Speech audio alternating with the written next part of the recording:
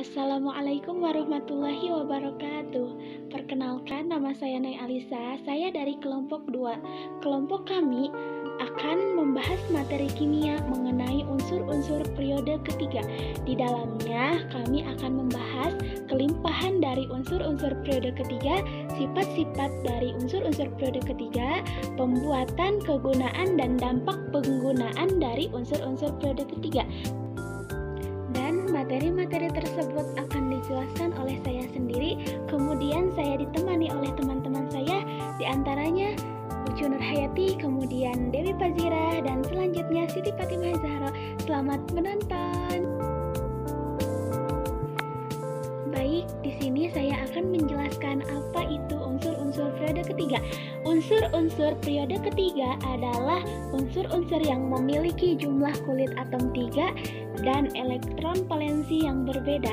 Elektron valensinya dimulai dari 1 hingga 8. Yang termasuk unsur-unsur periode ketiga diantaranya natrium, magnesium, aluminium, silikon, fosfor, belerang, klorin, dan argon. Nah, kemudian di sini saya akan menjelaskan tentang kelimpahan-kelimpahan yang ada di dalam unsur-unsur periode ketiga. Yang pertama, natrium, sumber terdapatnya di halit, kemudian kriolit, terdapat chili, trona, dan sodalit. Yang kedua, magnesium, sumber terdapatnya di magnesit, dolomit, dan epsomit. Kemudian yang ketiga yaitu aluminium, sumber terdapatnya di batu manikam, tanah liat, dan bauksit. Bauksit ini sangat melimpah sekali ya di alam. Kemudian yang keempat yaitu silikon, sumber terdapatnya di silikon dioksida atau pasir kaca yang kegunaannya untuk membuat kaca. Kemudian tanah liat dan granit. Selanjutnya yang kelima yaitu fosfor, sumber terdapatnya di dalam mineral fosfat, senyawa ortofosfat, dan polifosfat. Yang keenam yaitu sulfur atau belerang, sumber terdapatnya di dalam gipsum dan hidrogen sulfida. Yang ketujuh yaitu klor, sumber terdapatnya di dalam halit, karnalit, dan gas klorik. Selanjutnya saya akan menjelaskan sifat-sifat unsur periode ketiga. Yang termasuk ke dalam sifat-sifat unsur periode ketiga meliputi sifat logam dan non-logam, sifat keperiodikan, sifat reduktor dan oksidator, sifat konduktor listrik, dan sifat asam basa. Sifat yang pertama yaitu sifat logam dan non-logam. Dikatakan dalam satu periode dari kiri ke kanan, sifat logam akan semakin berkurang. Oleh karenanya, unsur-unsur periode ketiga dikelompokkan menjadi 3 kelompok, yaitu kelompok logam. Dikatakan logam karena dia melepas elektron untuk mencapai kestabilannya. Yang termasuk ke dalam kelompok unsur logam yaitu natrium, magnesium, dan aluminium. Kelompok yang kedua yaitu kelompok semilogam. Dikatakan semilogam karena dia mempunyai 2 sifat, yaitu sifat logam dan non-logam. Yang termasuk ke dalam kelompok unsur semilogam yaitu silikon. Kelompok yang ketiga yaitu kelompok unsur non-logam. Dikatakan non-logam karena dia menangkap elektron untuk mencapai kestabilannya. Yang termasuk ke dalam kelompok unsur non-logam yaitu fosfor, sulfur, klor, dan argon. Itulah penjelasan dari saya mengenai sifat-sifat unsur periode ketiga. Sifat-sifat selanjutnya akan dijelaskan oleh teman saya. Assalamualaikum warahmatullahi wabarakatuh. Di sini saya akan melanjutkan penjelasan tentang sifat-sifat unsur periode ketiga. Yang kedua yaitu sifat keperiodikan unsur-unsur periode ketiga.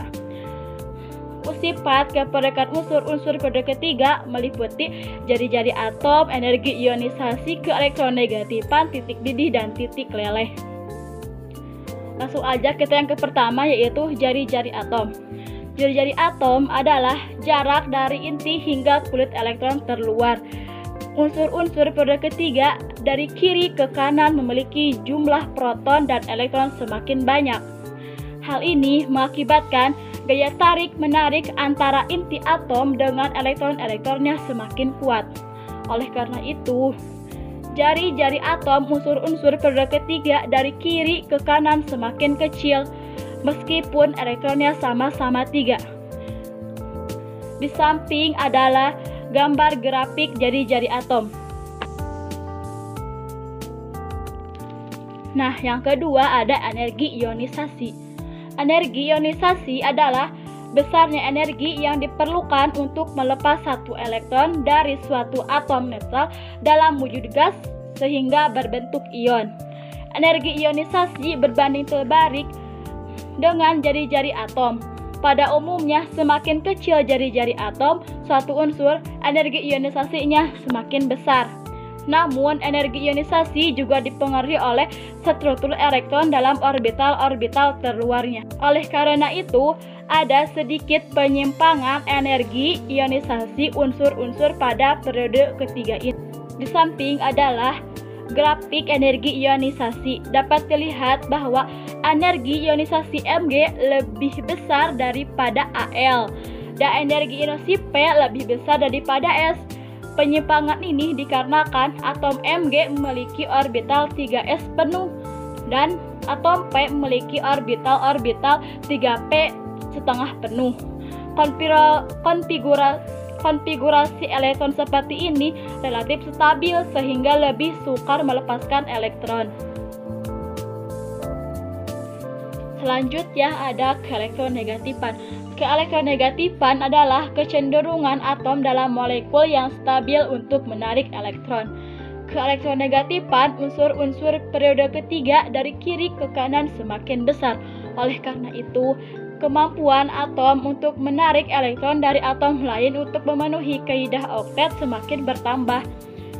Perhatikanlah gambar grafik di samping. Unsur pada periode ketiga yang keelektronegatifannya terbesar yaitu klor atau Cl.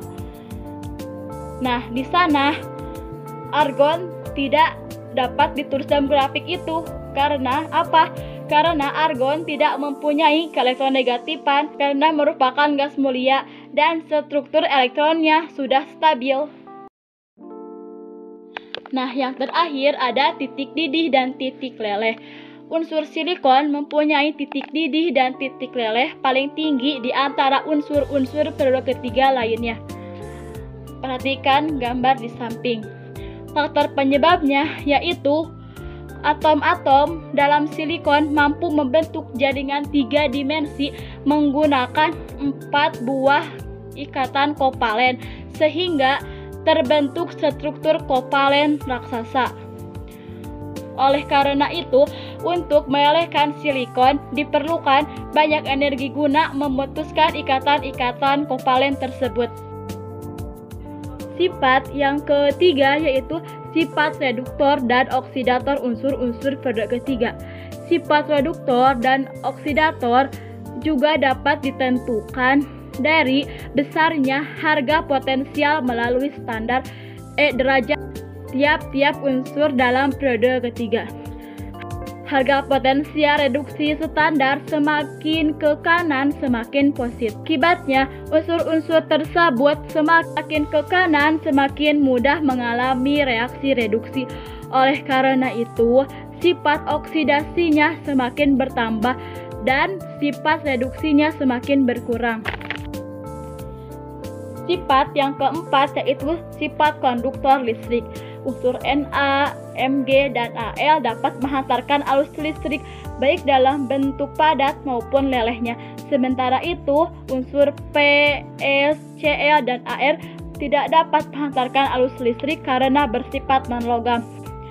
Sifat yang kelima yaitu sifat asam basa unsur-unsur periode ketiga. Unsur-unsur periode ketiga semakin ke kanan memiliki harga energi ionisasi yang cenderung bertambah. Hal ini berarti unsur-unsur tersebut semakin kuat menarik elektron. Semakin kuat suatu unsur menarik elektron, sifat basanya semakin berkurang dan sifat asamnya semakin bertambah. Jadi kesimpulannya ialah sifat-sifat unsur periode ketiga itu ada 5. Yang pertama sifat logam dan non-logam. Yang kedua sifat keperiodikan yang meliputi jari-jari atom energi ionisasi keelektronegatifan titik didih dan titik leleh. Yang ketiga, sifat reduktor dan oksidator. Yang keempat, sifat konduktor listrik. Yang kelima, sifat asam basa. Sekian dari saya. Assalamualaikum warahmatullahi wabarakatuh. Assalamualaikum warahmatullahi wabarakatuh. Perkenalkan, saya Dewi Fazira. Di sini saya dan teman-teman akan menjelaskan pembuatan, kegunaan, dan dampak penggunaan unsur-unsur periode ketiga. Yang pertama yaitu ada natrium. Natrium dibuat dari proses elektrolisis lelehan natrium klorida. Perhatikan di sini lelehan dan tidak boleh larutan atau NaCl liquid yang dicampur dengan kalsium klorida CaCl2 yang disebut dengan cell Downs. Reaksinya yaitu NaCl lelehan akan terion menjadi Na+ plus Cl- dan katodanya yaitu Na+ mengalami reduksi menjadi Na dan anodanya yaitu 2Cl- mengalami oksidasi menjadi Cl2 plus 2E-. Lalu di sini kita hilangkan elektronnya karena di sini elektronnya 1 dan di sini elektronnya 2. Berarti kali 2 kali 1. Karena kali 2 kali 1 berarti yang dipakai itu 2 Na+ dan 2 Cl-. Berarti reaksi pertama yaitu reaksi pengionan harus dikali 2. Berarti 3 reaksi ini harus kita jumlahkan dan ketika sudah dijumlahkan maka elektronnya dicoret. Na+ juga dicoret karena sama-sama dikali 2. Cl- dicoret karena di sini 2 Cl- dan di sini 2 Cl- sehingga menjadi 2 NaCl liquid menjadi 2 Na solid plus Cl2 gas. Fungsi dari kalsium klorida adalah untuk menurunkan titik leleh dari 801 derajat Celcius menjadi sekitar 500 derajat Celcius. Karena kalau suhunya terlalu tinggi, maka butuh energinya lebih banyak, butuh biaya lebih besar untuk mensintesis atau membuat natrium tersebut. Nah, dampak penggunaan logam natrium yaitu meskipun natrium merupakan mineral yang paling penting bagi tubuh, kebanyakan mengonsumsi natrium dapat merusak ginjal dan meningkatkan kemungkinan tekanan darah tinggi. Akibat yang paling parah dari natrium hidroksida yaitu sulit bernapas, batuk, bronkitis, kerusakan kulit, dan kehilangan penglihatan. Unsur kedua yaitu magnesium. Nah, pembuatan magnesium sama seperti pembuatan natrium, yaitu dibuat dari proses elektrolisis lelehan magnesium klorida atau MgCl2 yang disebut dengan proses Down. Di sini reaksi pengionannya yaitu MgCl2 liquid menjadi Mg2+ plus 2Cl-. Lalu katodanya, kation mengalami reduksi karena lelehan Mg2+ plus 2E- menjadi Mg. Anodanya yaitu Cl- mengalami oksidasi 2Cl- menjadi Cl2 plus 2E-. Jadi karena elektronnya sudah sama maka tidak perlu dikali-kali lagi, langsung kita jumlahkan. Elektronnya dicoret, Mg2+ dicoret, lalu 2Cl- juga dicoret, maka tinggal MgCl2 liquid menjadi Mg solid plus Cl2 gas.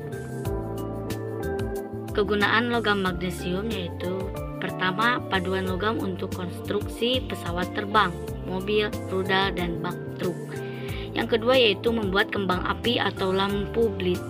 Yang ketiga yaitu magnesium oksida MgO melapisi tanur dan pembakaran semen. Dampak penggunaan logam magnesium yaitu mengonsumsi suplemen magnesium secara berlebihan dapat memicu kelemahan otot, lesu, dan kebingungan. Paparan uap magnesium oksida hasil pembakaran, pengelasan, atau pencairan logam dapat mengakibatkan demam, menggigil, mual, muntah, dan nyeri otot. Serbuk yang tercampur dengan udara juga dapat mengakibatkan ledakan. Unsur yang ketiga yaitu aluminium. Pembuatan aluminium itu ada 2 tahap. Yang pertama disebut proses Bayer, yang merupakan proses pemurnian biji bauksit untuk memperoleh aluminium oksida atau alumina. Yang kedua disebut proses Hall-Héroult, yang merupakan proses peluburan aluminium oksida untuk menghasilkan aluminium murni.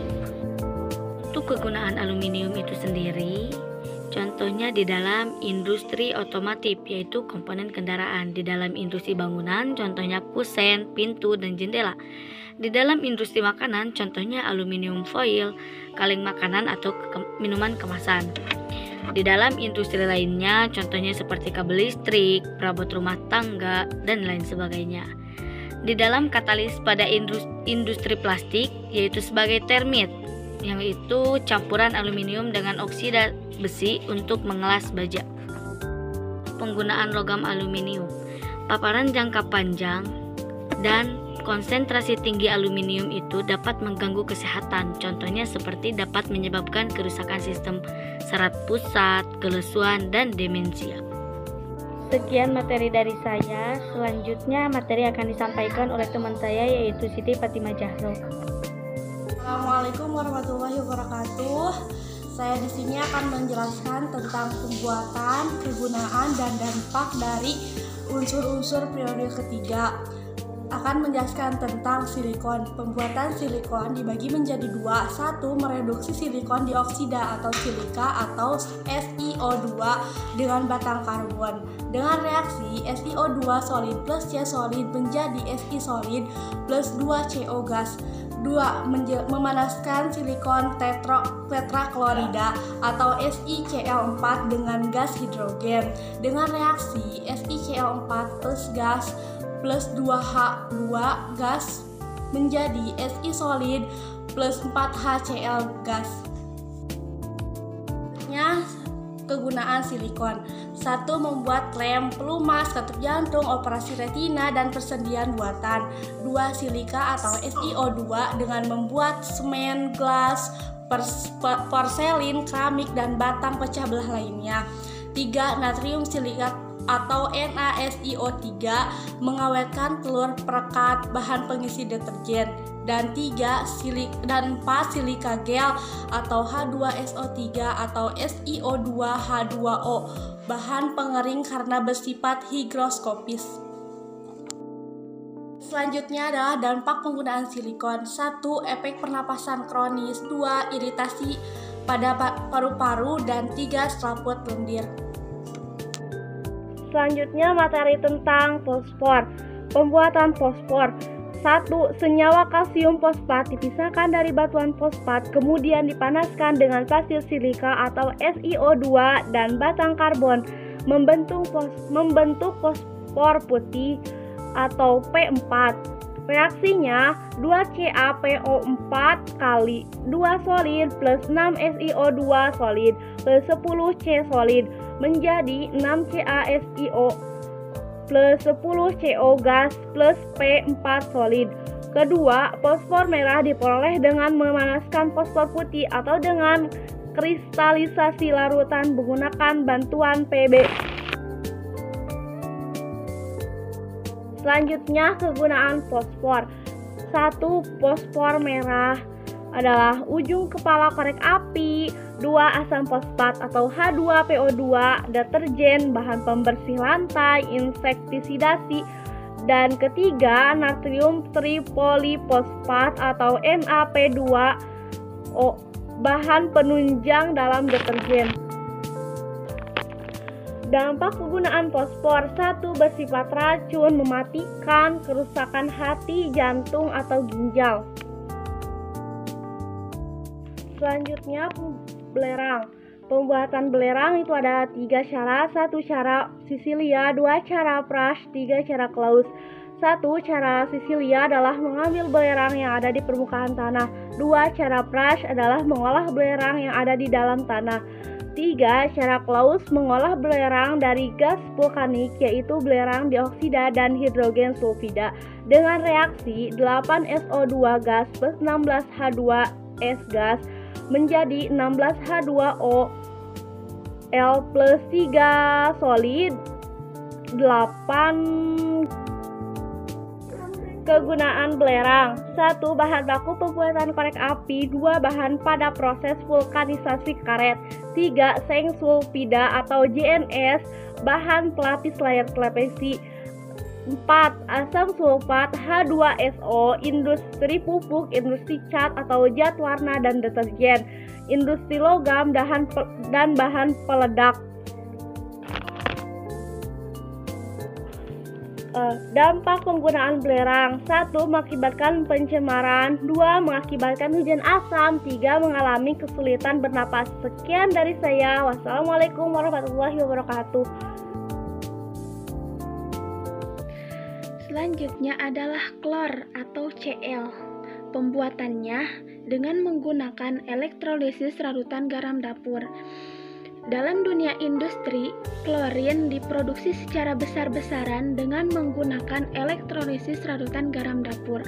Proses ini menggunakan anode grafit dan katode raksa. Dan reaksinya yaitu anodenya 2Cl- menjadi Cl2 plus 2 elektron min, dan katodenya yaitu 2H2O plus 2 elektron min menjadi 2OH min plus H2. Dan ini kan sama-sama mempunyai 2 elektron min, berarti dicoret selanjutnya menjadi 2Cl- plus 2H2O menjadi Cl2 plus 2OH min plus H2. Dan selanjutnya adalah kegunaan klorin, diantaranya yaitu NaCl sebagai penyedap masakan, KCl digunakan sebagai pupuk, HCl digunakan untuk membersihkan karat dan kerak, kemudian pemutih pada industri tekstil, pipa dan plastik, pengisi batu baterai, dan obat batuk. Selanjutnya yaitu dampak penggunaan klorin. Klorin sangat berbahaya jika masuk ke dalam tubuh. Klor masuk ke dalam tubuh bersamaan dengan udara yang terhirup. Uap klorin dapat menyebabkan gangguan pernapasan sehingga menimbulkan batuk, nyeri dada, serta gangguan paru-paru. Dan unsur yang terakhir adalah argon atau AR. Argon dibuat dengan cara distilasi bertingkat udara cair. Jadi udara dimanfaatkan menjadi cair dengan menggunakan cara distilasi. Distilasi adalah pemisahan campuran berdasarkan titik didihnya. Dan selanjutnya adalah kegunaan argon.